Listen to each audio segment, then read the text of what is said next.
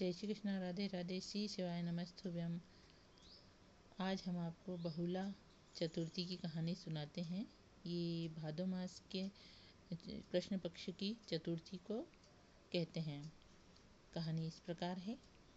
एक गांव में एक बूढ़ी माँ और उसका बेटा रहता था।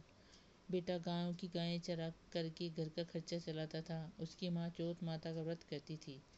वह भादुड़ी चौथ को चूरमे के 5 लड्डू बनाती थी।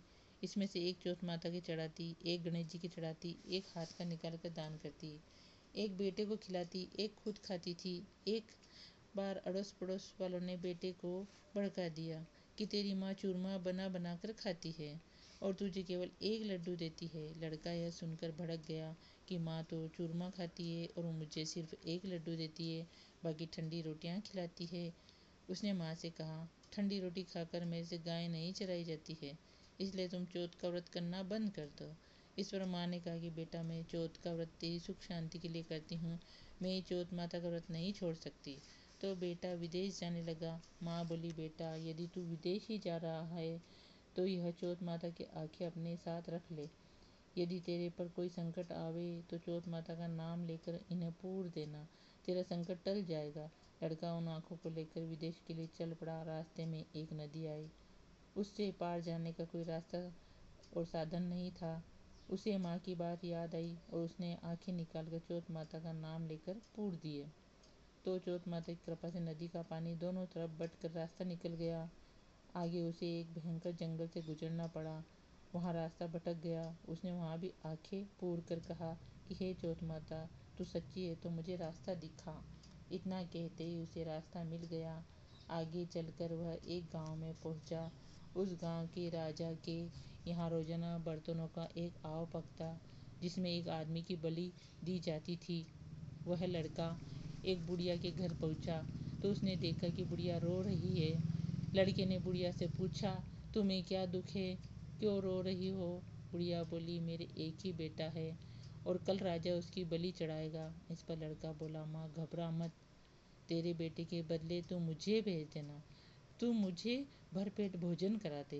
भोजन करके बुढ़िया ने अपने लड़के की जगह उसको सुला दिया। दूसरे दिन राजा का बुलावा आया तो बुढ़िया ने उस लड़के को भेज दिया।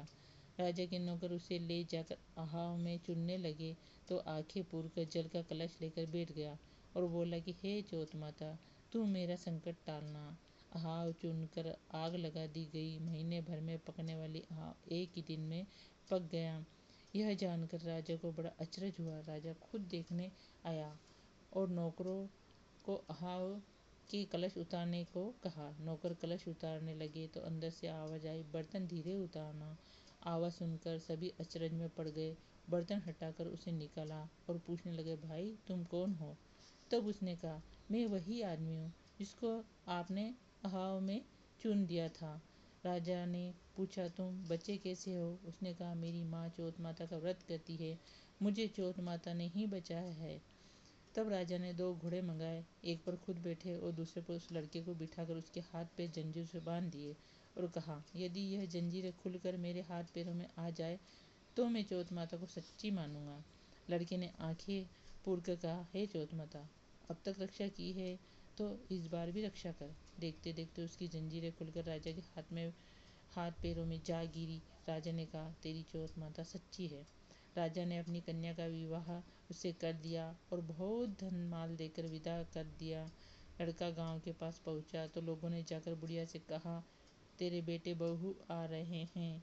यह सुनकर वह खुशी से नाच उठी। बेटा उसके पैरों में गिर पड़ा। बेटे ने कहा, माँ, यह सब तेरी चौथ माता के व्रत का फल है। इसके बाद उसने सारे नगर में डुंडी पिटवा दी कि सभी चौथ माता का व्रत व पूजन करे। राजा ने भी कहला दिया, सब चौथ माता का व्रत करेंगे। हो सके तो 12 महीने की नहीं तो 4 चौथ का व्रत अवश्य करना चाहिए। बोलो जय चौथ माता की जय हो। जैसे सबके संकट काटे भगवान, जैसे हम सबके संकट काटना। जय हो चौथ माता।